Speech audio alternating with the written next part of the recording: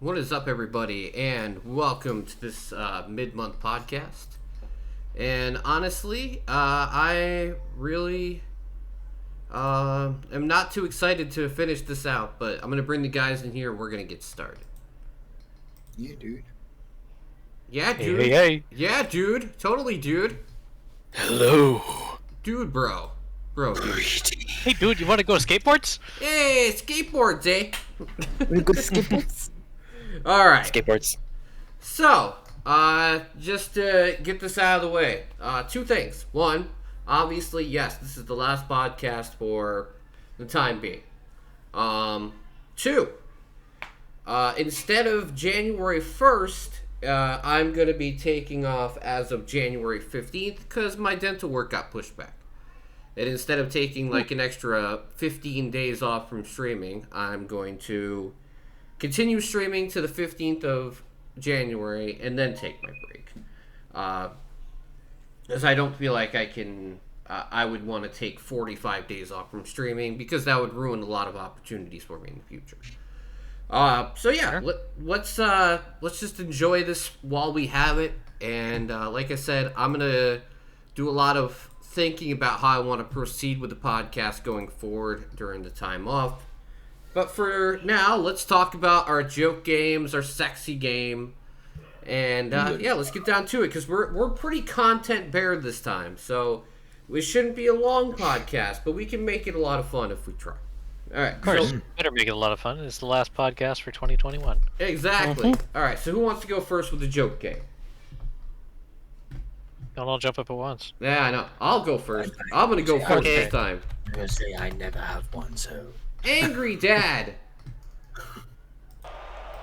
All I want to do is watch some football. Again, this reminds me of a Simpsons episode. Where Maybe it Bart was inspired. yeah, because Bart actually does draw an angry dad comic. Welcome to the dad who always tries to get drunk, but his family gets in the way. Hey, how's it going, Dad? And he gets mad and smashes everything with baseball bats. And fights a bear in his kitchen. This game could actually be quite therapeutic. Seems like it. Angry Dad, aka me. Alright. What's the other joke games we got? So wait, you're mad? The Crack That Show! Oh, yeah. Which is crazy because I'm gonna be playing the Crack That Show. Are they even joke games anymore, or am I just a joke now? This is a joke game just because of its content. It is probably going to be a relatively decent game. Everybody died, but the fun is still dodging the bullet hell, and he is ass-fished! You just died. How do you feel about it? This is the Crack Pet Show. Like I said, I already have coach for this game. Champions are on their way to the arena. Okay, A quick recap for our fans. The rules are super simple. To avoid killing us all, the animals can shoot only while standing still. Victory is secondary to becoming famous. It looks like a Balkanian bastard. Enter next episode. In our show, we want the heroes to milk their popularity. Oh my god. Shoot, loot, and bite your dude. You are watching this live thanks to our great sponsors who provide many tools of destruction. In our show, we never jump the shark. On land, we need to revive a companion. In other words, sneak the sunrise past the rooster. Yes, I am so ready to play this. All the seasons and How much you want to bet Tim's going to be playing the rooster? Listen, I do tend to get a little cocky. Well, don't chicken out, yeah? Murmitch is going to play the cow because he likes to get milked. No, I want the shark. No, you're just gonna milk the joke. Because these Yes, I gotta milk the joke. I won't play this just because of the... Really? Alright. Comedy Santa of protects sound. the Christmas tree. What's that? Santa protects the Christmas tree. Okay. Santa, Christmas, Santa, it's you on have to its way. protect the Christmas tree. Hey, Yes, that's protect mine. the Christmas tree. Yeah, I can understand Why, that. why are the snowmen stealing presents? You're Because taking it's my winter. present. And it's Santa's job to go and kill the snowman. Assassin's Creed Santa Edition. No, Santa's Creed. Santa's Creed. Santa's Creed.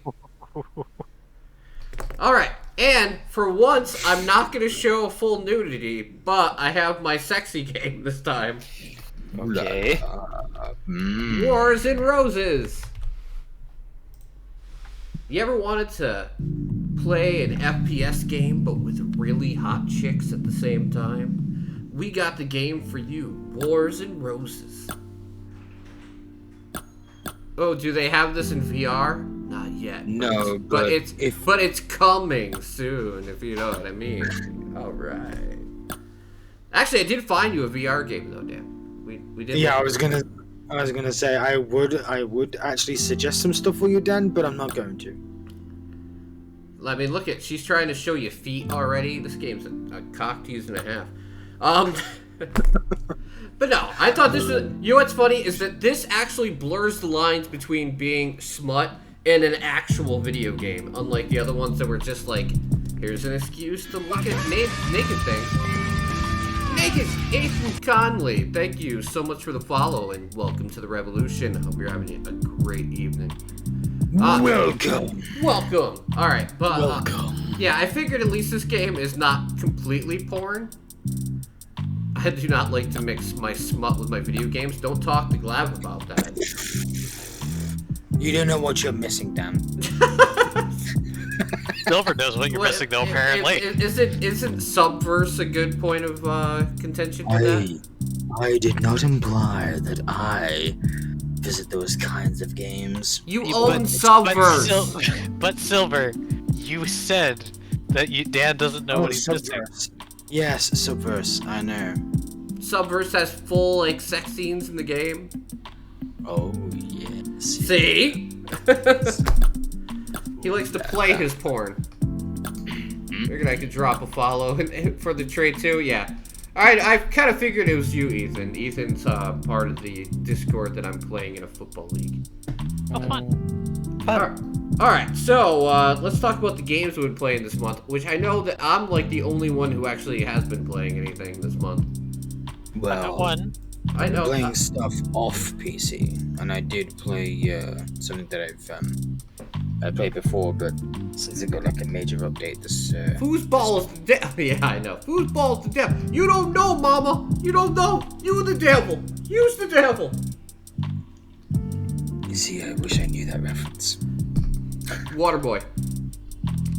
Yeah, that's why I don't know the reference. I don't Okay. think I've seen So we'll let Ray go first. Okay. I played Arkvale. This is the one that. Okay, we're gonna have to both talk about this because this is. I figured. I finished this one. Oh, you finished it already? Awesome. I finished played 2 games. Yeah. How long have I played? I've played almost 9 hours Nice. of Arkvale, and I think I'm like a third of the way through. So what do you think of it? I have been having a blast. It's been very fun. There's some very challenging boss fights, but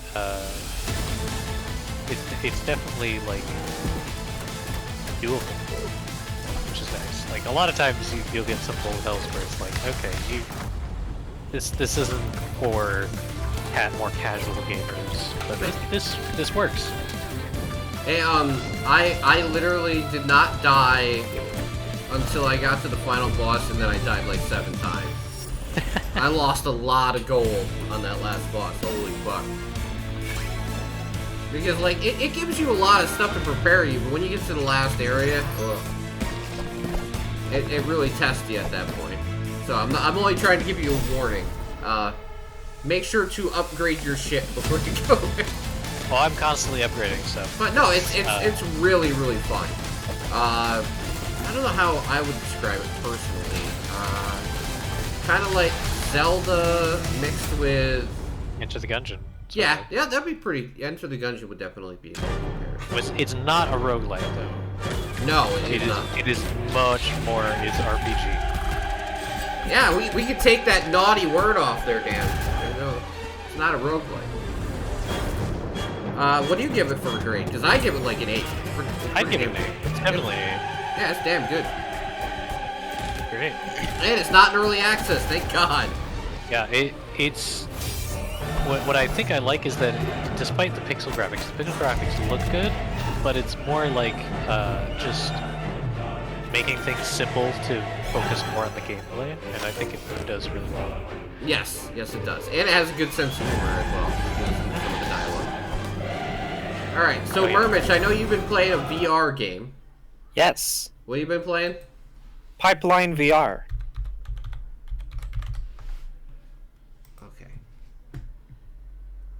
And it is a very fun game for those who have A, a lot of space, and B, the type of headset that doesn't rely on base stations.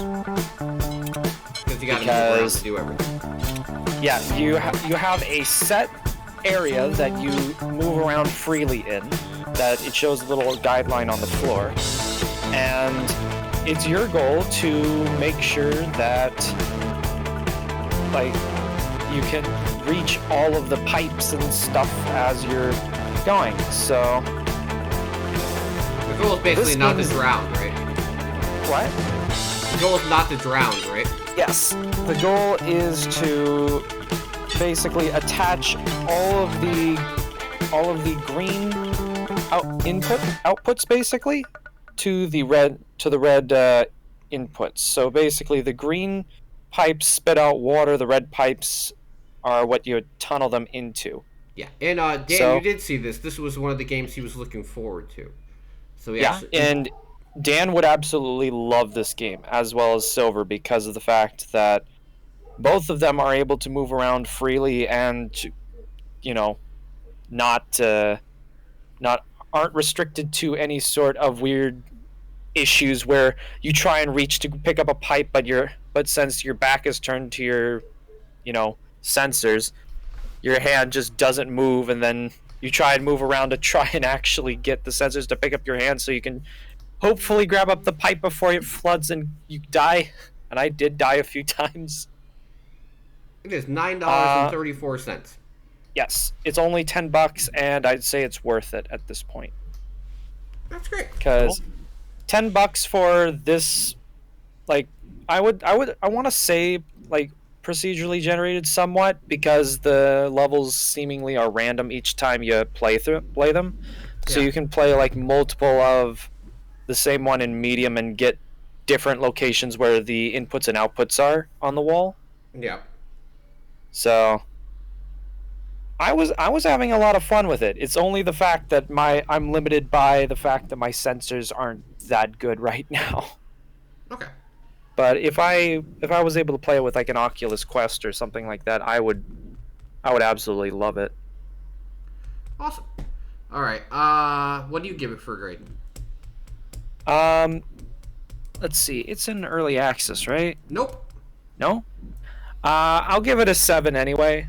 Okay. Like, I know that there's room for them to expand on it because there is only 4 locations, even though there's 4 different difficulties, and each difficulty has like more and more challenge to it, so you can play this game for hours and not get through everything, but it is very fun.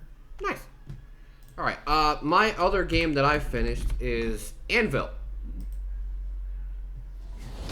I played this on Game Pass, and I unlocked everything. I 100%ed the whole entire preseason of the game, which is very rare for me.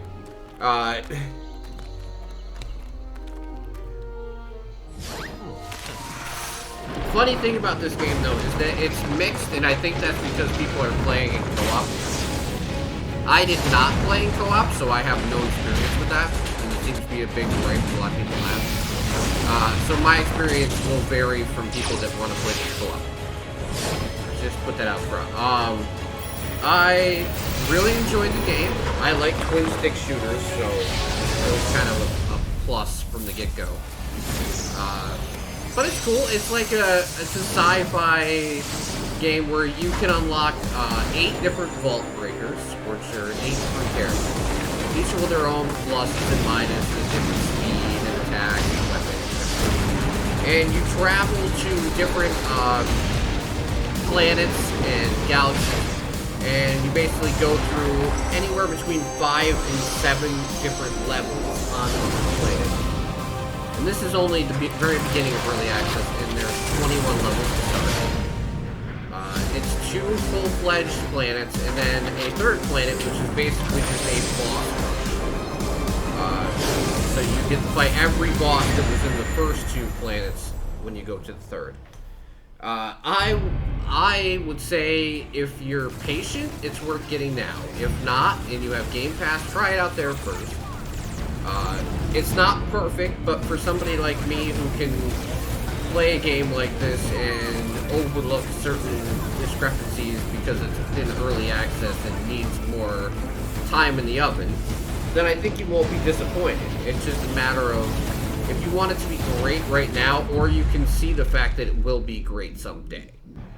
It's not a terrible game as it stands, but it's definitely has plenty of room to improve and have more content. But I'd say at launch it's still better than what the Ascent was at launch. So I guess that's a plus. And I'll say that it's a 6 right now. Me personally, I dig it because I like twin stick shooters, but if you don't, it might not be your jam. So just putting it out there. Like, all games aren't for everybody, obviously. But if you don't mind the fact that you're gonna have to wait to see like all the content in the game, I would pick it up at this point, or at least try it on Game Pass, like I said before. And the only other game I have to review, and I don't know if anyone else has played this except Dan, is Halo Infinite. Nope. Halo Infinite rocks. It's great. Yeah, I've been seeing my father play bits and pieces here and there. Yeah, I love the new Halo game. There you go. It's not.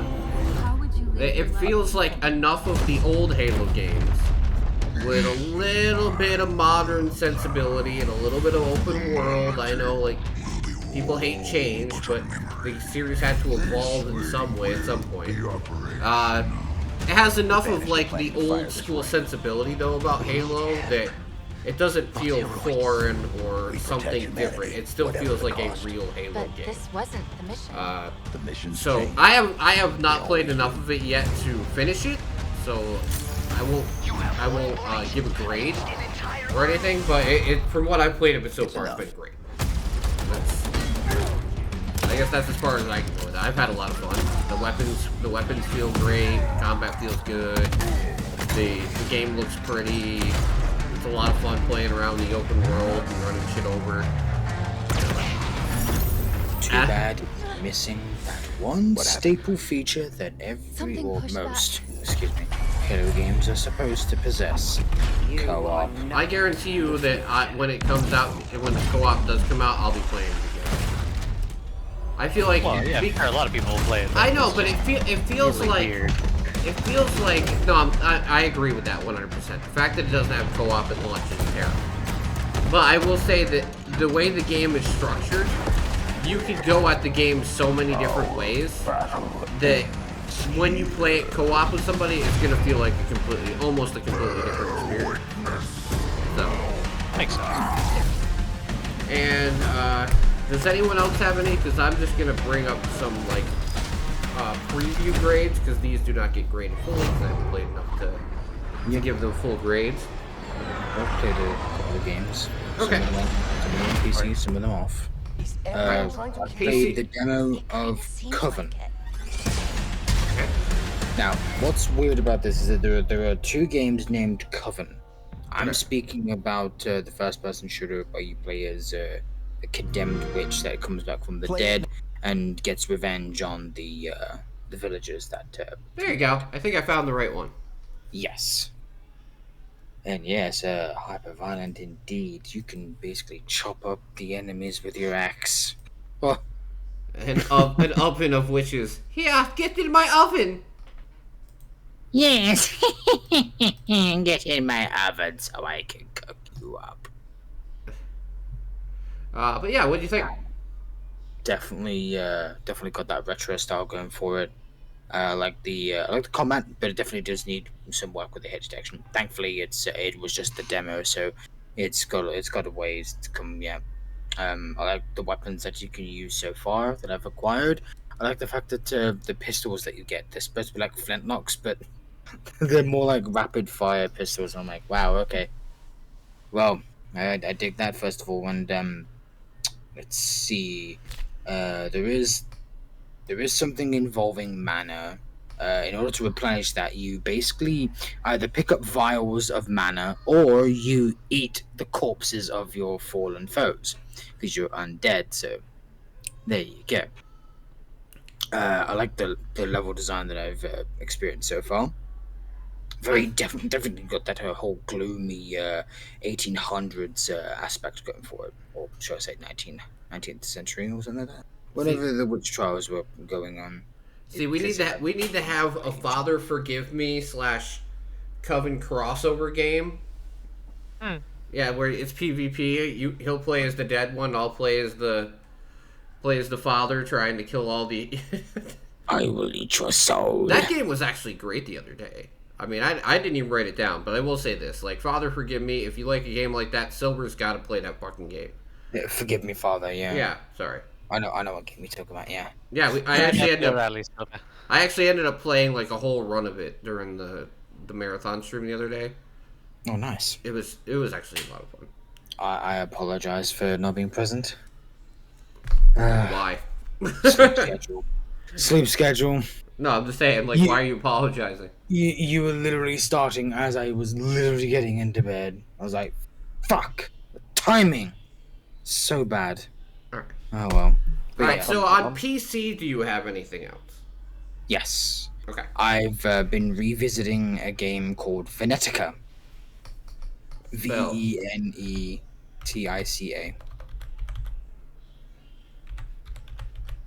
Gold Edition. Yep. This game came out in 2009, believe it or not.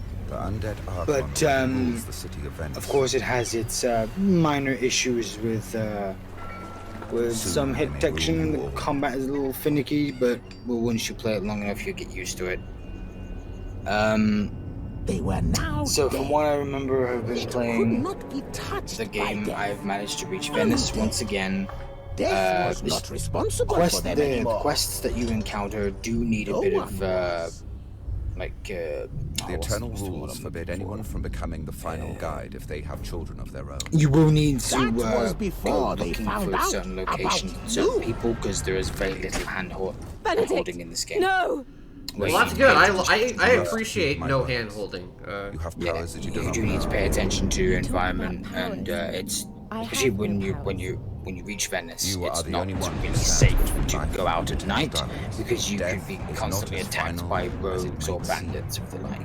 And it does get a bit bloody annoying when you literally cannot go anywhere because you'll always encounter a rogue around a corner, and then suddenly there's a group of them. And then you're like, well, okay, 1 on 4, great. With how the combat works, it's a bit finicky as I mentioned, but it really depends on how you build the character, because you can have access to like necromantic powers and you have buffs as well, but it really depends on whether you can find people that teach you these necromantic abilities, because you learn skills and abilities by going to specific trainers, specific people that can teach you specific skills, because not every trainer can teach you everything. They're like the master of some. They're not jack of all trades. They're masters of some, not masters of all. So at least it actually gives you incentive to go back here and there to certain people that have these specific skills that you can access via skill points that you can get by leveling up.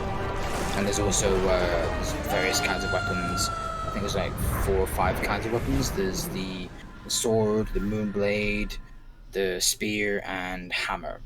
Hammers are used to obviously destroy doors that you cannot open with keys, and I think they can destroy rock walls. I think Moonblades, especially the Moonblade that you get via a quest.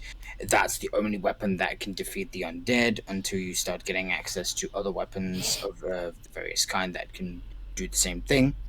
Yeah.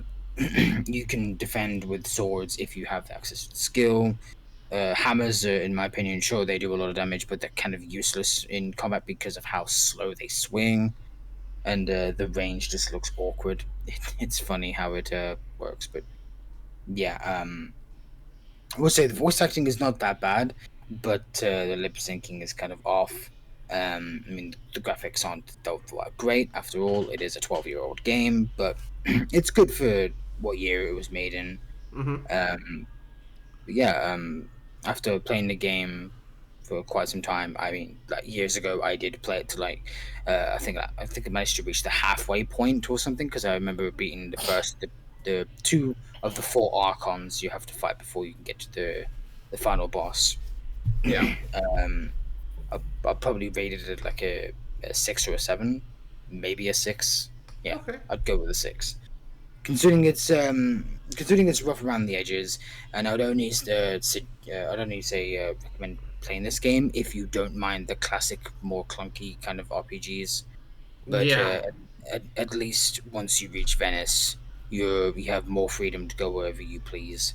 Except that there are various locations that you need to do certain quests, to reach certain locations after the main part of Venice, which is where you start with the market. But yeah, 6 out of 10. All right. Yeah, and I enjoy it either way. I will try to finish it. Awesome. I just have to remember everything that I've done, but that's not possible considering I've played this game. So I'm gonna, like I said, I'm gonna bring up a few that are just like preview things because we're not gonna be doing a podcast next month. So I played a little bit of each one of these. I just want to give you a general idea how I feel about each one of them, and I will do a full review when the podcast is up and running again. I mean, not the podcast, but the website because it got fucked up and shit. But Yeah. when it comes back, I'll make sure to put reviews on it.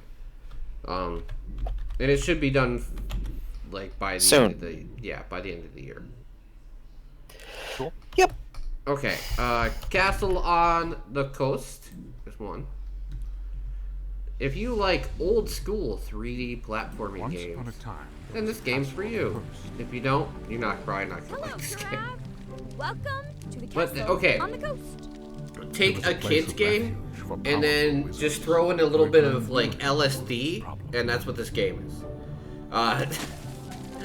It's like taking like the childish 3D platforming game and then being like, what happens if the person who made them was on a lot of drugs? Aren't you?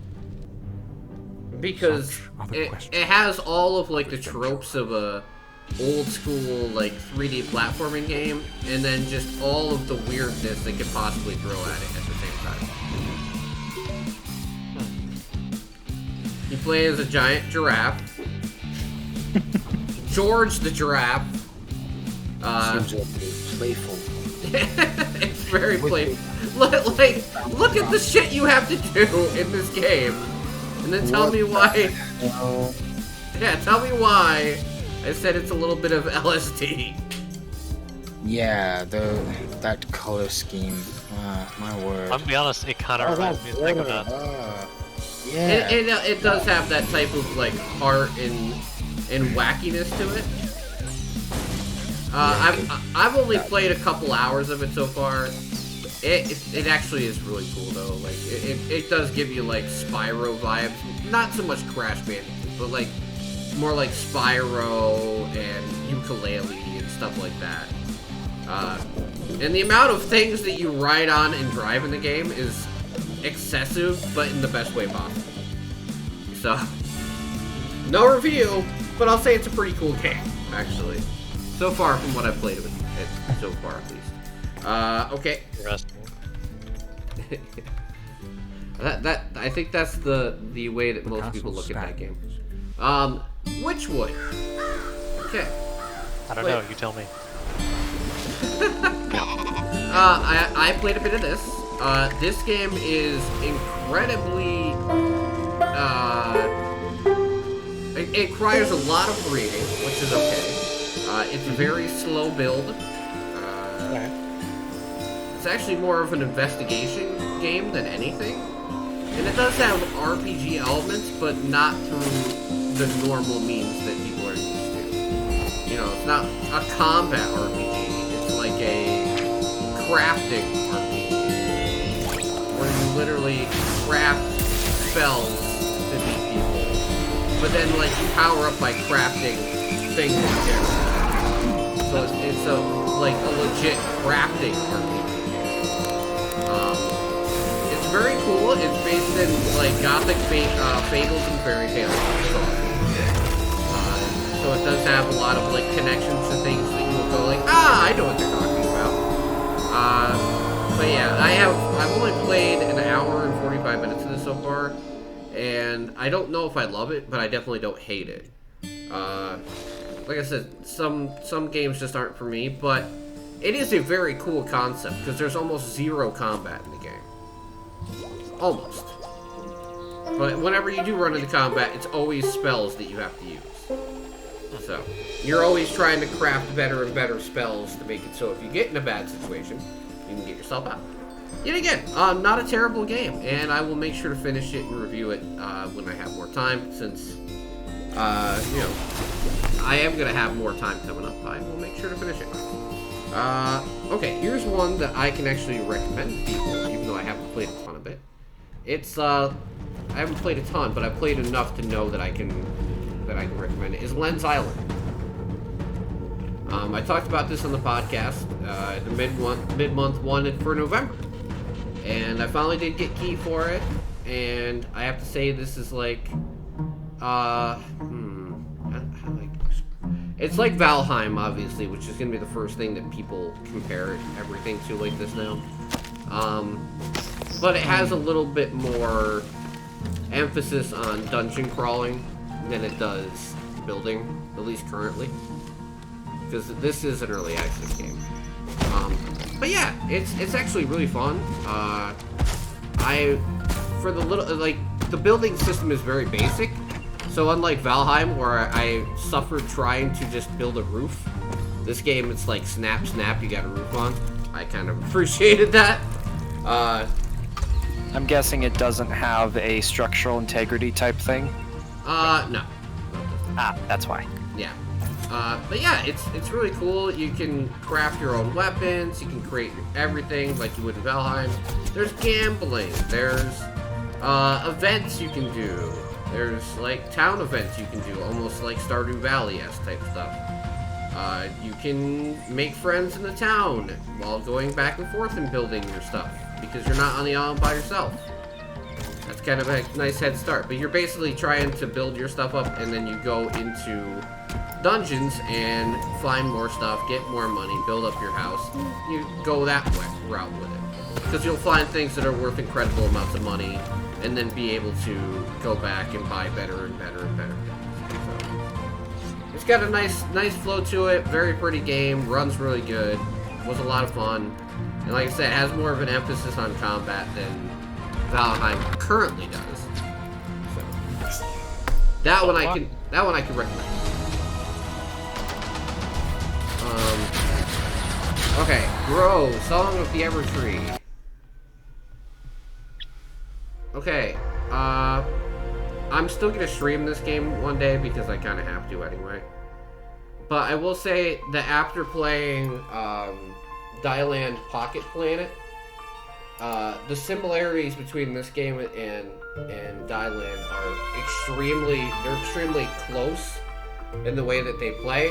Except this is like not, you know, like for people that are watching, like Dylan Pocket Planet is basically a super compact game. Like you only have a certain amount of area to work with. Grow, on the other hand, has like a giant, like vast world for you to do all these objectives in. And the funny thing for me is like it takes points away from Dylan, because seeing how good this game is for the price that it is, it makes Dylan not worth the money that it's worth. So I would say out of the two of them, get Grow Song of the Evertree, because has a really nice story.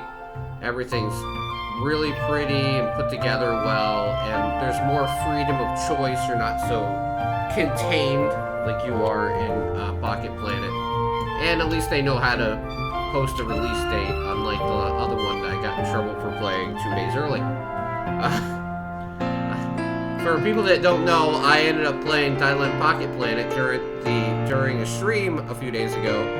Come to find out, the game had not announced that it had been postponed, so I broke embargo on accident because the company couldn't be bothered to delay their game to anybody except for themselves.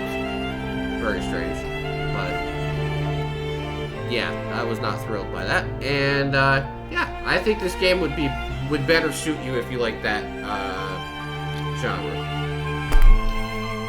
Did they say something? Yeah, they did. But I also explained to them that they had not mentioned the fact that they had postponed their game. And I'm like, I went to Steam and it said it came out the 15th, and you guys didn't like post anything saying it wasn't coming out the 15th. So yeah,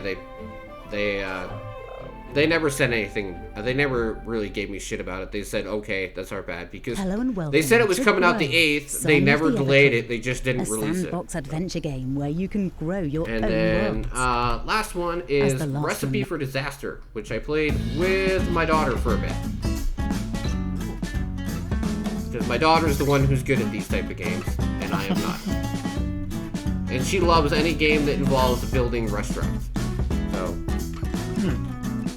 I would say if you like management games with a twist, and you like cooking games with a twist, then Recipe for Disaster is for you. I would say it's more on like the Sims version of building, you know, like that level of intricacy. That's fine by me. Yeah, but it has, you know, you have to maintain your restaurant and maintain staff, but there's a lot of options to build with, and there's a free play update, like it says, which takes away all the money aspect and just lets you build whatever you want, so you can build the most elaborate thing you can possibly think of, which makes it a lot funner for people, because, you know, if you can play through the story mode if you want, but you're not forced to, which is nice.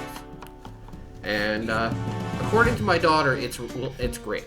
So I'll take her word for it. She's the one that's way better at these things than I am. And she says it's funny. That was the notes I got here. It's great and it's funny.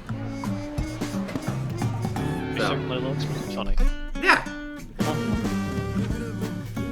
And I think it's something that I would even enjoy if it's simplistic enough, which I think what she said. So, simplistic works for me. You know, I'm a simpleton. Have to have everything like laid out for me, and then I can handle it. But all right, that is all the games that I have to talk about. But it also lets me take a few off my list as well. So, next we are going to discuss about the Game Awards real quick. Just real quick. Recapping the Game Awards. It Takes Two won Game of the Year, which is so deserved. I'm sorry, you know. There is justice in the world. I may have had Tales of Arise at number 1, but I also had It Takes Two at number 2, and there's a reason for that, because the game was phenomenal. You know, I feel so happy for that guy. I wish he didn't end up having 2K be complete assholes to him. But piece of shit. Fuck you, 2K. I mean, now the game has even more notoriety, so what are they gonna do? Make them change the name, I dare you. I imagine public perception would be very low if they made a man change the name of his game because it has the word Takes Two in it. But you never know with Take Two. Let's see. There was a lot of announcements of stuff that we already knew about, obviously. But there was some cool stuff like Space Marine 2 for Warhammer fans. That was amazing. Nightingale was a pretty cool game that came out from the ex-EA devs and leaders.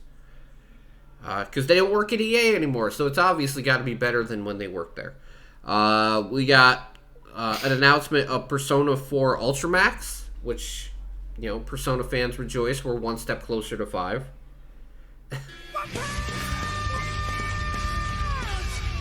Egg Pivot Master, thank you for the follow. Quick question: new Lego Star Wars game. Have you seen it?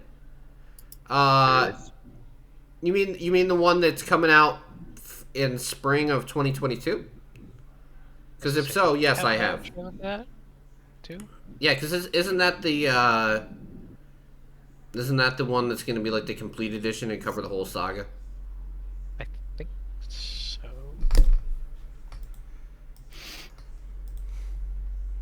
I'll answer your question real quick because I know what you're talking about, but yeah, the Skywalker Saga. Let's see. I was gonna say it's coming in spring 2022. Yeah, I'm excited for it though. I like Lego games myself. Lego games are always pretty fun, and I think Lego Star Wars has done a pretty good job. Yeah, we always like. I own a lot of Lego games actually, but I was a Lego kid. Yeah, I play a lot of them with my kids as well. Like we had Lego Indiana Jones and Lego Harry Potter and the original trilogy of Lego Star Wars games, and yeah, I always enjoyed those. But I hope you're having a good evening. Let's see. Thirsty Suitors, which is the one about like the mom following around the daughter who's trying to, get set up with a man. That was pretty funny. And Have a Nice Death, which was the best indie that I saw. Oh, yeah. Yeah, was the best indie that I saw during the Game Awards. I mean, obviously, besides Cuphead, but that's DLC. Right. Yeah, I thought it was a pretty good show. I think they still need to cut some time off that and cut out some of the filler. The Verizon sponsorship was pretty, heavy-handed. I know they got to make money. But I think what they need to do is, if they're going to do it, they need to either go all the way or cut down. Again, Have a Nice Death on my list. Awesome.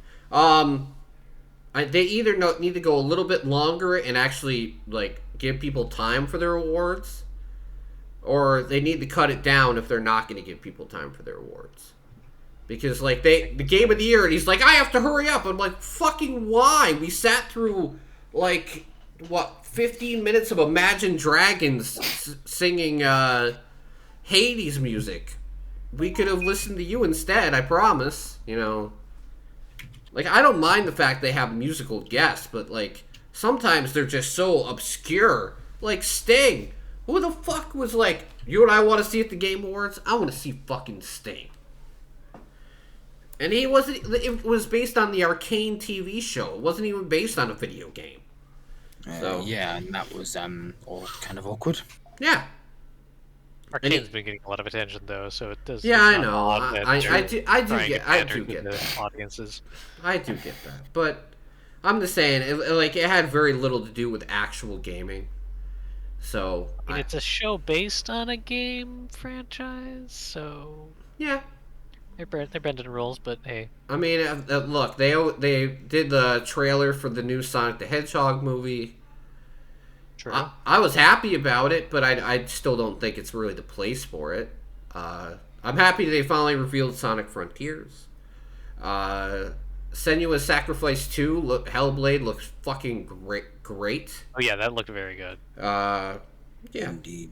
Sony and Nintendo really did not have that big of a presence there, and I thought that was very surprising. Really did. Yeah. Especially Nintendo. Nintendo had nothing. They had two trailers. One that was this is what we released this year, and then they had another one that's this is what we're releasing next year, and that was it. And they didn't win anything. That is kind of surprising. Yeah, they didn't even win Family Game. It Takes Two won the Family Game. And usually that's Nintendo's sweet spot, Mario Party family game. Yeah. How to lose family members 101. Just kidding. So I do want to take a quick second before we talk about the games we're looking forward to, because this is a very short podcast. Like I mentioned from the beginning, it probably was going to be that way. But I do want to take the time to thank everybody, especially Silver. because he's been part of every single one of these ever since I started, like, years ago. I started doing this almost 4 years ago. I did miss about 3 or 4. Yeah, but that was due to, like, computer situations. I'm talking about you've been a part of the podcast for all of it. You know, we had Soviet at the beginning, we had Glab at the beginning. Yeah, me and you are the last of the 2 OGs. Yeah, and honestly, you know what's sad? I don't want to bring it up and make it sound or anything. I was actually thinking about bringing AirRazor on before everything happened to him as well. Because we talked a lot about that, I think. Before. Because AirRazor was an amazing gamer, and like, he was the type of person that I always wanted for the podcast. Because he's a person that not only plays games, he completed games, he loved new games, he had passion for games, and that's something that I still have, which is amazing after all this time. Yeah, Razor was MLG, yes he was. He kept up to date with things too, like getting news and all that too. And that's what like, people like him drive me forward, right? And I know that, like, this isn't the first time that I've said, "Oh, I'm stopping the podcast," and then last time I didn't. Well, this time I am, and it's nothing against anybody, or like, "Oh, I don't get the viewers I want," right? It's nothing like that. It's the fact is that I need to find someone out there. Not exactly replacing these guys at all. I'm not gonna, like, talk to them like they're not there, but, like, not replacing the people that are here. But I need somebody. I need to find somebody or something that is gonna continue to drive me forward and make me want to excel like AirRazor did. AirRazor would be like the one to challenge my knowledge on games, or challenge me to know what things are coming out. And, you know, like, I need someone to keep me driven. Because I understand that not everybody looks at games like I do. I look at games and I love gaming news. I love looking at what's coming ahead. I love playing new and different things. I love it. It's my passion of video games, period. And it's the only reason I ever went back to gaming, is because I love that, playing something that is outside the norm. Or if it's inside the norm, at least playing something with some imagination, some drive to it. Rather than playing, like, the same AAA franchises every fucking year, or the same type of experience every time I play a game. You know, doing these lists every month, playing the games on Coffee and Indie, even if they don't do great, it's the reason I'm here. At that point, I don't care about viewers. Sure, I offer giveaways, and a lot of times no one shows up for that either. I don't care. The devs are nice enough to offer it. If no one takes it, that's on them. But it's something that keeps me going. If I wasn't doing Coffee and Indie, if I wasn't doing a podcast, if I wasn't doing different things, I think I would have quit a long time ago. Because I gotta have that passion and drive to continue to do stuff like this. Because it can be depressing being a streamer. It can be depressing not being as successful as you want to be. Or having something that you look at as your baby, like this podcast, and trying desperately to make people more engaged with it, and people not want to do that, because that's not the way gaming works anymore. This podcast is based on the co-optional podcast, but the co-optional podcast was popular in 2013 to like 2015. We're way past that when it comes to gaming, and there's a lot more casual gamers than there are anything else anymore. So I understand that I'm running on a platform that is kind of like dead and at its time. But unfortunately, I refuse to change it. I'd rather have the thing fucking tank than do a podcast where we talk about, like, which publisher we should suck their dick every month, like, you know, IGN podcast or you know, podcasts from Kotaku or anything like that. If you've listened to any of them, you know what I'm talking about. All they do is pick one big developer and spend like an hour giving them a circle jerk while they collect money. So, you know, I don't even have to listen to it. I can already hear it in my head. No, thank you. Thank you. But that's what I'm saying. Like, I need to find something out there. Someone, something, some drive to keep me going and make this better. That's why I've tried to set up funds for channel improvement. I've tried to set up a Patreon. I've tried to do things like that. I know people don't have a lot of money. I know that it's hard for people to help me, and I know I'm expecting a lot of the little bit of community that I have, and that's why I don't push the issue. But that's why I set those things up, because if somebody someday or ever, decides to take a chance on that stuff, I have the ability to push forward. And I can only do so much myself, just like the streamers that you could go on Twitch right now and are getting fucking rained down subs. They put no effort into what they do at all. Because I understand that Twitch isn't fair. Life isn't fucking fair. It's not the way that it works. I'm just going to keep trying to do what I do. And if it works out, that's great. If it doesn't, so what? At least I'm trying. But yeah, this podcast will never stop as long as I have the drive to keep gaming. And I don't see it ending anytime soon. No, sir. But it's going on break. Because honestly, I need a break. I've been doing this for 4 years. I need a break. I need to refine passion for something. So I hope you guys can be patient with me. It may be a month. It may be 2. But I'll be back. And you'll be able to look forward to hearing me ramble about games and talk about the 35 games I'm looking forward to over the next 14 days like normal. Someday very soon. But trust me, if we could get rid of this guy that easily, this wouldn't have come this far exactly. at all. Exactly. But, let's talk about the games we're looking forward to. I will have Murmitch go first just because I love putting him on the spot. Oh, yay! Talk about the one that Dan you want to show Dan.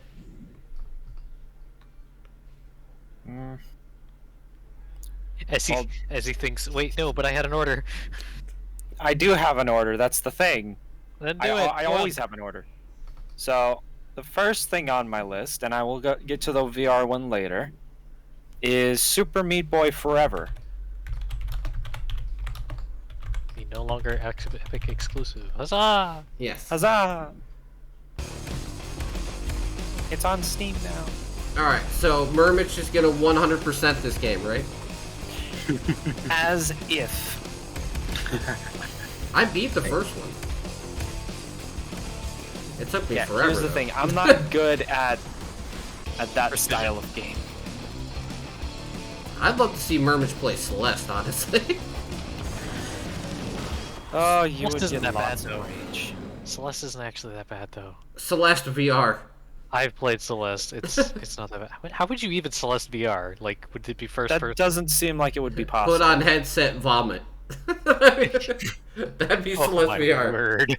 I don't know about that. I mean, to be fair, I feel like it would just be you sitting in front of a screen with Celeste, where you're just using the controllers to move the character instead of Well, it has to be controller, first keyboard. person. It'd have to be first I was person. gonna say, if you did it first person, to be fair, the dash mechanic would be kind of like the teleport, so it kind of fits. Yeah, that might work actually. All right, get that on might it. work. We need Celeste VR.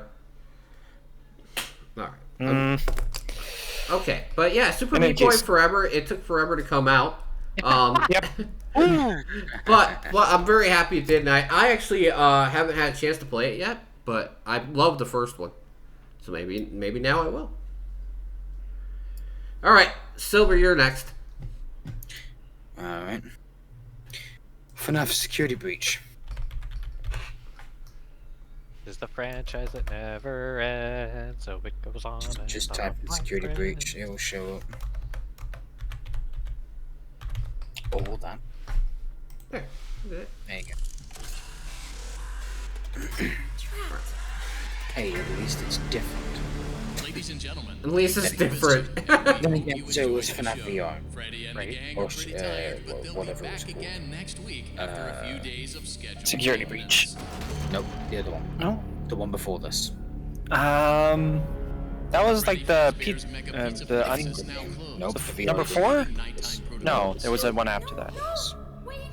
As I said, the VR game was before Security Breach. That was Steel Wool's first take on the FNAF franchise. which I would say they did a superb job. Especially with the... Well, at least you're not staring at cameras the whole time. Oh, yes. You have access to a giant mall that has like an 80s aesthetic to it. You know, glam rock and stuff like that. You should be able to escape. They're basically the glam rock at 6 a.m. animatronics. Until then, You have Roxanne.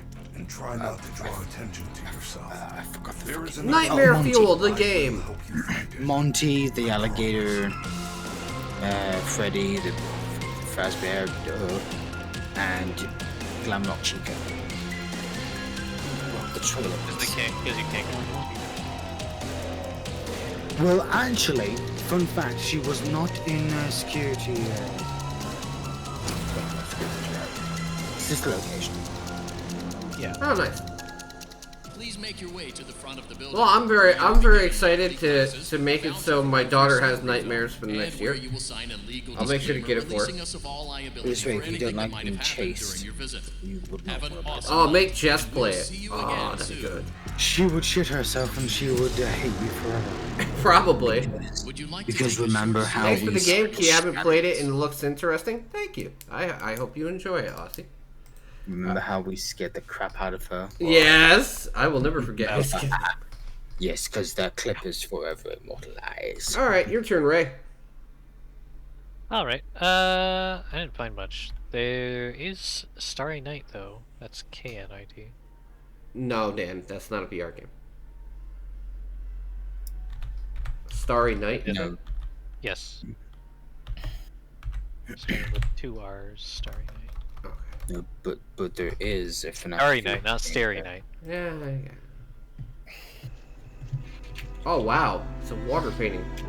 That's what I thought was interesting here. It's described as being a walk through Van Gogh's paintings. Oh yes, I saw that, and it's definitely unique. Crab game VR. Although from what I learned about Van Gogh, or Van Gogh, or however you wish to pronounce his damn name, he was a very strange artist. After all, he cut off his fucking ear. After learning about that in school, I was like, what the hell was wrong with this guy? Well, you might find out by playing this game. It also describes his fight with the struggle that he went through in his life. So, I'm interested. That looks very in interesting. how unique it is. I don't know if I would want There's to an play amazing it. Van Gogh exhibit in San Francisco. Nice. I'd like to see it. I like art. Period. I like how people have different pronunciations for his last name. What, Van Gogh? Yeah, Van Gogh, Van Gogh. But that's only if you want to add the accent. Van Gogh. So we're gonna go from one type of art to another because my first one is Alfred Hitchcock Vertigo. Oh no. From paintings to writing. Yes.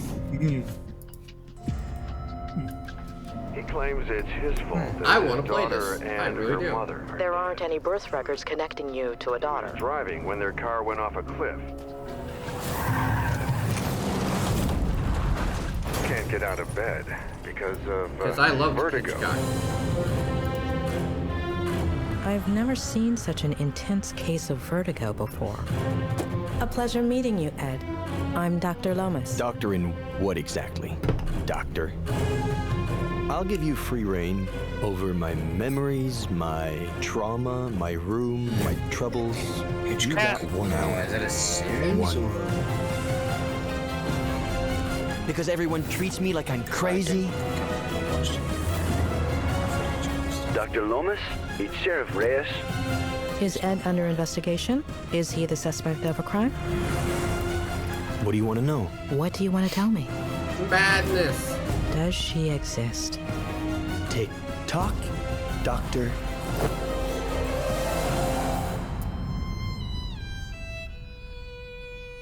Like I said, it looks like a mind fuck. I'm excited for it. It does. Hi everyone, I'm Josué Monchan. Okay. So, Murmitch, you're up. Okay. Sorry, I just sneezed. That's all right. My next game is 100 Hidden Fish.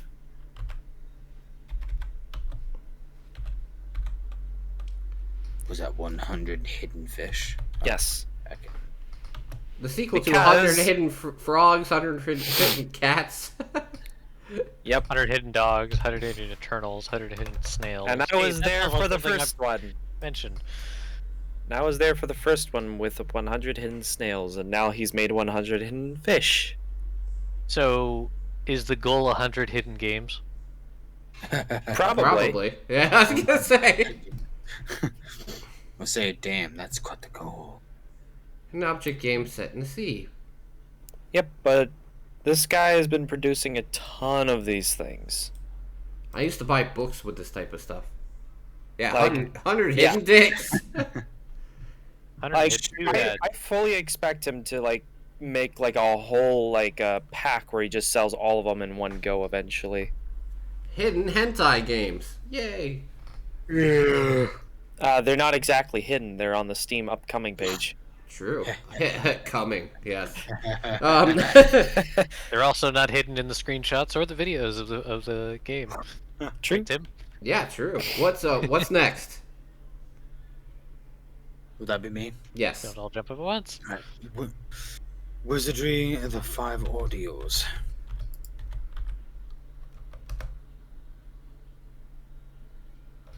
Okay.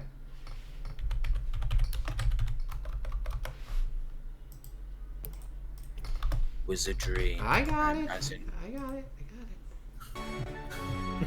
I got it. I fucking got it. No. It's in Ching Chong. well, I like my dungeon crawlers, okay? No, it's fine. And these The are like trailers just didn't in. Yeah. I wish it was Japanese.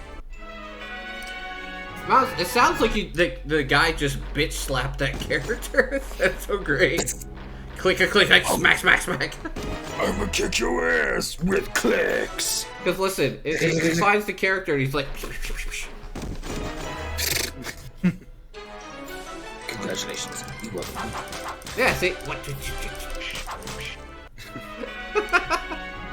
Oh, which comes from 2006 is available on Steam. Oh, okay, so it's a game from before. Okay. Got it. In English language, not supported. Uh-oh. No. Oh, it is Japanese. Ha! I was right. Holy shit! Yay! I can't really see the text from being zoomed in, but yeah. All right. I figured it would be Japanese. Ray, you're on the clock. All right, that's the only thing I found so far, which is Chameleon. Okay. CHAMENEON. Eon.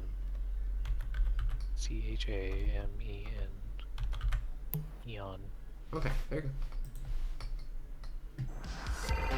Coming Soon. Dang it, is it soon? Dang it! You see, there was some that I was looking at, but because their dates didn't have like an exact month, at least, or they were coming up at least this month or in January, I was like, I can't watch. Yeah, that does look pretty interesting, though, right? Whatever, it looks good. Because we have a semi-strict rule about them. Yes. Often, maybe next month, so well, maybe the next. Regardless, I'm done. So. Alright. Let's see. My next one is Trash Sailors. It's a co-op game. I'm not surprised. About making a boat out of trash. Am I also not surprised? Wow, it reminds me of the Raft. It does. It's actually like Raft, but in the stylings of like Don't Starve. Yeah. Yeah. Oh wow, nice. It's co-op and combat. Yeah. That's cool. Yeah, and it does look cool. It's from Tiny Build. I mean, it's not like it's from. That makes sense. Yeah. Hey, sure, why not? 4 players too. Yeah. See? I'd play. Yeah. Alright, so he already took my third game because the Crack Pet show is on my list and he made it the joke game. Let's be realistic, Tim. It was a joke game, even if it does look pretty good. Alright, Murmitch, you're up again. Alright, here's the one that you were wanting me to talk about. Against. Yes, Dan, this one's for you. It freaking looks really dang fun. Against. Combat rhythm game? Yeah. Yep. Would Dan be interested in these?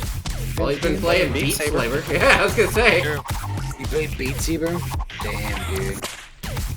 It's a good way to test your reflexes. It's Beat Saber with weapons, I mean. Yep.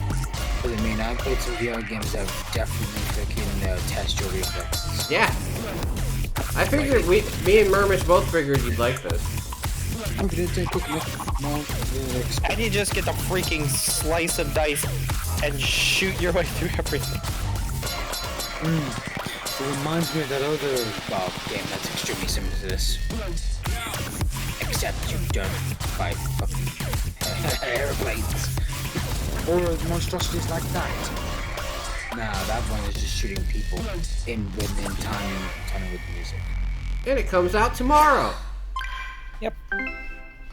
Well, well, well. Alright. And you're a silver. You're up. Yeah. Inverse Evolver.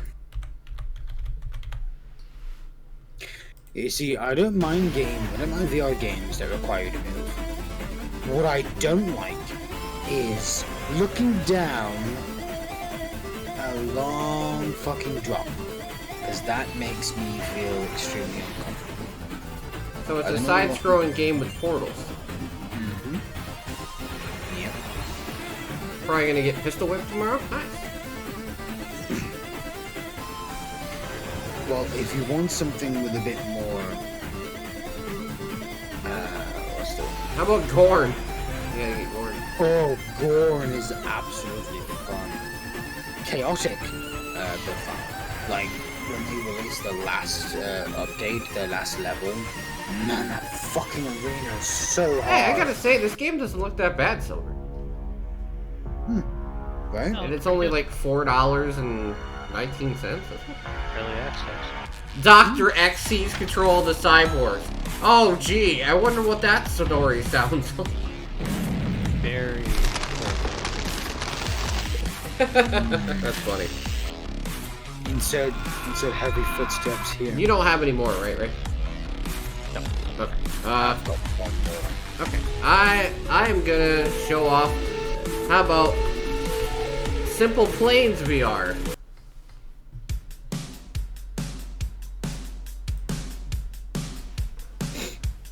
Yeah, you see, I don't know if I could play that because of my fear of heights.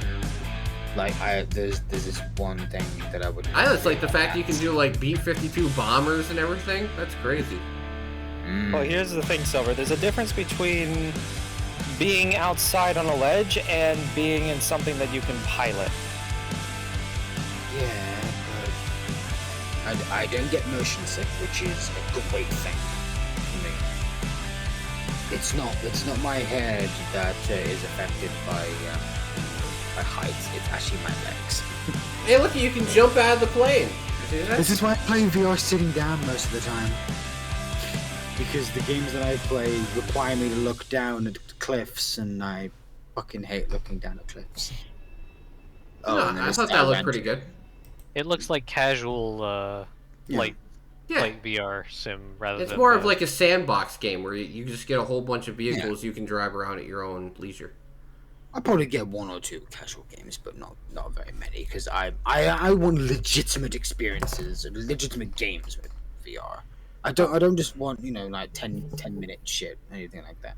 All right, Murmitch, are you out, or you got one more? I do have one more. Okay, what's he got? Breaking the Fourth Wall. Smash. Remember that? That's not a comic. Yeah, it's a comic book game. Yeah, it's a comic-looking one. I was like, where's Deadpool? Sometimes I feel Project Wingman? Oh boy, yeah, that'll be a trip. Ooh, that one's crazy. I've heard that you don't need VR to play that though. No, you don't. I own it. Compatible with VR at least.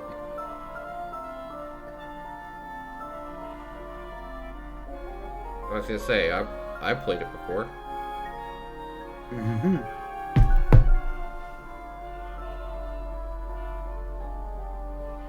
Did you enjoy it? Yeah, definitely. It was my Secret Santa game last year. All right. Which, reminder guys, we got 8 days left until Secret Santa. Woo! Well, 7 days, like an hour for me. But alright, Silver, what's your last one? Sands of Salazar. Okay.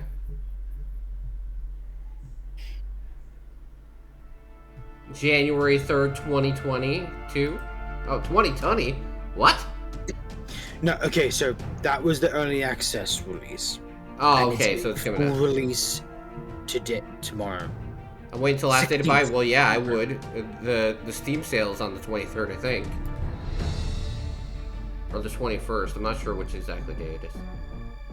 But yeah, this gets full release on the 16th. Nice. Cool. So I don't even have all the story. Recruit, train, and guide your troops to battle when. That seems cool. Yeah. Yeah, that seems like a neat game.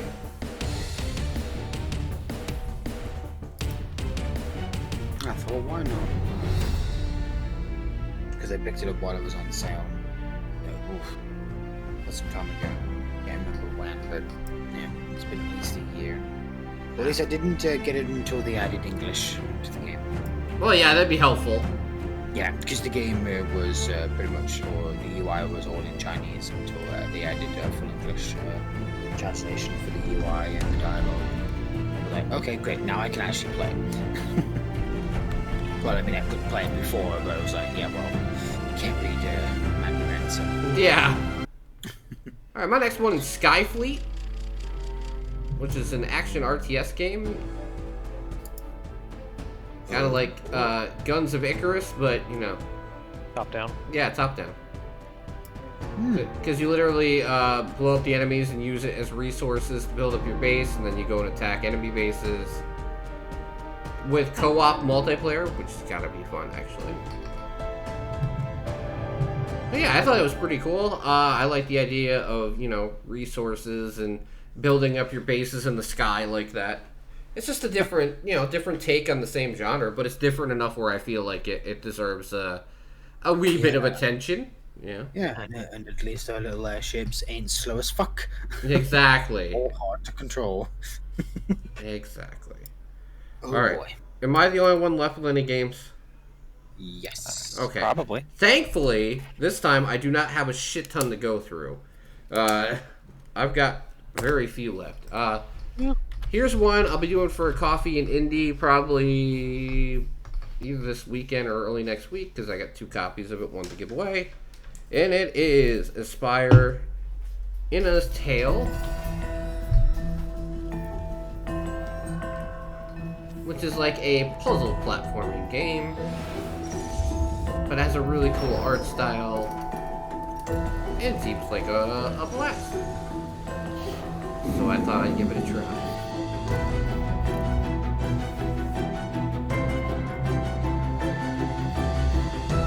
And kind of ever since like Inside and stuff like that, I'm kind of like taking I like to games like this as long as it has a good story to go with it. Yeah. Makes sense. Looks good. Let's see. Another one is Motor Town Behind the Wheel. Okay. Before anybody says like why, this is a take like American Trucking Simulator and then add like a sandbox to it. I've actually played a demo of this game. and it's basically just you have this open area, you can do cargo and stuff, but you can also use the money from that to buy, like, I mean literally 1,000 different vehicles at this point. And to drive them, test them, take them to the racetrack, use them to be like a taxi service. You know, you can drive buses and buy a bus and run your own bus line and stuff like that. So it's actually got a lot to do in it, and the physics just make it funner to play. That's all. Because it tries to go pretty realistic about it. So instead of like being like, oh, I can drive like 60, no, you go 30 miles an hour and go around a corner and you're like fishtailing everywhere. Because, you know, if you go fast, your vehicle's, you know, you're gonna lose control eventually. Yeah, exactly. But yeah, I think this is probably gonna be no more than like $8 to $10. So at that rate, it's probably worth it. And like I said, yep, online co-op. Ooh, nice. Yeah, I'll play the cops and pull all of you over. I don't know. I was thinking it seemed like something Mario and Aussie. Oh yeah, I know. I'm probably gonna post it in Steam Finds because I didn't know he wasn't gonna be here tonight. He's a hard one to track down. Yeah. All right. Yeah. You don't say. How about Dynasty Warriors Empires? Well, Dynasty Warriors 9 Empire. So you have not been keeping up with the previous game, have you? I know, but I don't know if this game's gonna be just as bad. I know 9 was terrible. Yeah, well, no doubt they're gonna not change some of the characters' weapons that they changed in I don't know. It looks pretty good. That's the only reason why I put it on the list. Yeah, I mean, I really do like the Empire spin-offs of the games because I've played Empire 7 and Empire's 8. I've also played the PS Vita Dynasty Warriors game called Dynasty Warriors Next. I mean, Al, I've been playing Dynasty Warriors since like Dynasty Warriors 3, so. Oh, bloody hell, yeah, you've been playing Dynasty Warriors longer than I have. I've only been playing since. That's why I said though, compared to 9, this actually looks like a return to form for the series comparably. That depends if they change back some of the weapons that some of the characters should be using. Then cool, great. But if they don't, then people aren't going to be pleased. I really don't like that they're doing that. Like, just the characters that use those weapons since the beginning use the same weapons. You don't need to change that shit. Why change what is not? It's broken. Just give them like extra moves or, you know, extra abilities or whatever. Better yet, add newer characters. I mean, I get it that you probably can't do that though because this is supposed to be based on the actual real life Chinese dynasty wars that happened way over 1,000 years ago. But still, you could maybe fit someone in there. Yeah. It's kind of odd that a Japanese company is making this kind of game, considering it's based in Chinese dynasty. Yeah. It's based on real life, events. Scarf just, is an exciting fantasized. single-player adventure game mixing puzzles and 3D platforming. Yes. How about But Scarf? you won't have to do it alone. I wonder what as this you is can about. rely on the help got of a your magical trustworthy scarf. companion. A magical A scarf. I dragon-shaped wonder if it has scarf. anything to do with like their clothing or something. Yeah. No. Create a bond It comes with out 2 days Scarf before and unlock Christmas. new abilities It's a that will magical allow you to scarf. master exceedingly difficult platforming challenges. I'm getting that kind of Glide, textile hook, vibe from and this. slingshot What do you your guys way think? through 3 colorful what is it that you magical wear around your worlds. neck? An ascot. Oh yeah. Oh, no, a it's just magical scarf. What do you wear Hidden around your neck within to the keep yourself level warm? really lies cool the looking. story of the world. It does. It It looks not great. just a scarf. How did I miss this? It is up to you to find I did fragments see of it, this but, story by Yeah. searching for those It's secret coming out places. on the 23rd, so you Yes. yes. Scroll down that far, maybe. No, I went. Oh, it might have been in that little sweet spot that I missed. Will you be able checked. to find the I link? checked without filters all the way up until January and February, a little bit into February, and then I checked with filters All right, and the time is here. My final game Exciting single-player adventure game with is puzzles and 3D platforming. Vegas Tales. Vegas Tales. Discover your true destiny. Not what happens if Vegas stays in Vegas. How's this Thank you getting for on Steam? meeting with me.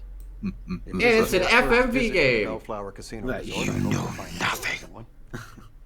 I've owned this place for Yes, over I'm 30 about to years. show you what happened in Running Vegas. Bellflower has Whatever been my I life's work. visited there one A day. life which is almost over. Somebody broke the taboo. I have terminal cancer.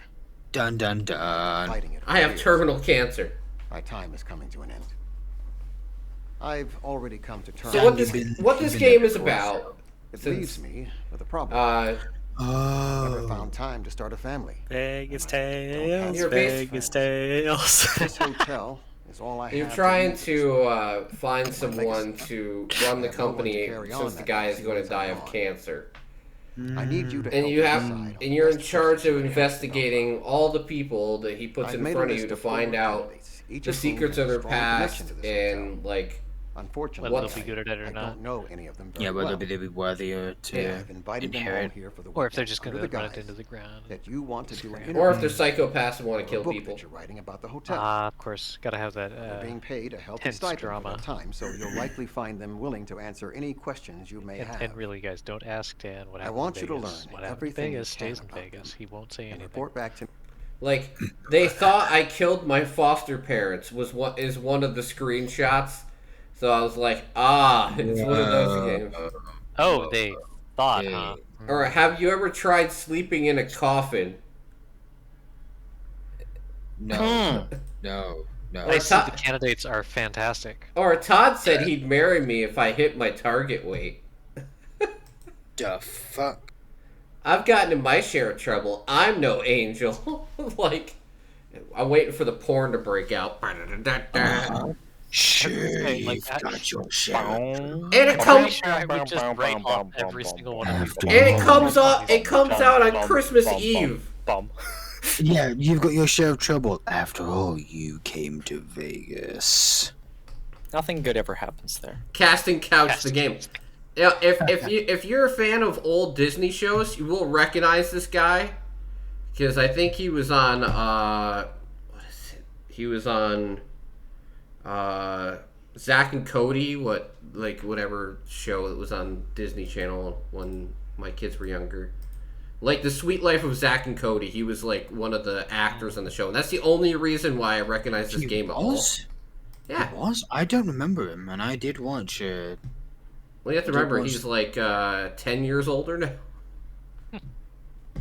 now. Time. Yes. Time. Cruel. If you mean the guy that acted as the hotel manager, no, he passed away quite some years ago, sadly. Okay.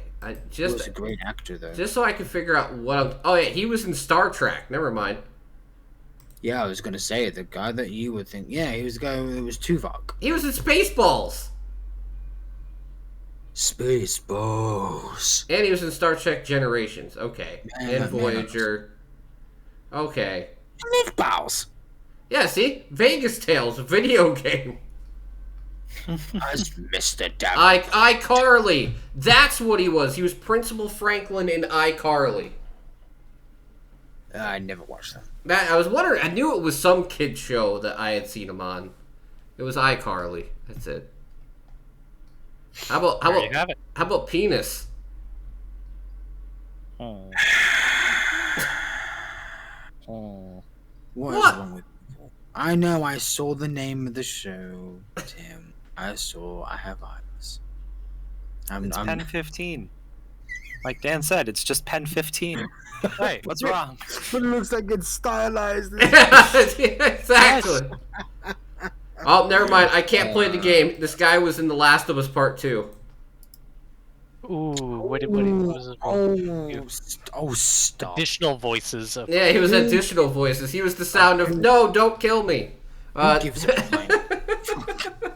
He wasn't responsible for Don't this. hit me with the golf club, please. Alright. I have children. Additional voices. I know I love that. Alright, but thank you guys so much for hanging out. I really appreciate it. Thank you to everyone who's watched over the last while. I will still, like normal, put the podcast up on YouTube and have it as like a memento there, because I have not found a way to get people to go see it there, and it's hard to get people to share and to like it, because that's the only way that YouTube pays attention. Maybe I'll use a giveaway to try and get people to view it, and maybe even if I get people to view the older ones, maybe it'll get a couple more viewers eventually. But it's a very barren place with YouTube if you don't already have a following. But yeah, thank you guys so much. I really appreciate it, and thank you 3 for doing this with me for so long. I appreciate it. Of course. Like I said, someday it will either February 1st or March 1st. It will be back. Will it be the same? Probably not. There will be little changes here and there. Maybe I'll find a female to be on the show. And no, it's not going to be my fucking wife, because she would be terrible at this. But I'm talking about maybe just get another perspective in here somewhere. And yeah, I'm going to keep working at it, keep on trying to make things better. But until then, thank you guys so much for taking the time to watch. And take care of yourself and take care of each other. Have a great night. Have a good night, folks. Good night, everybody. Schlong out. One more time.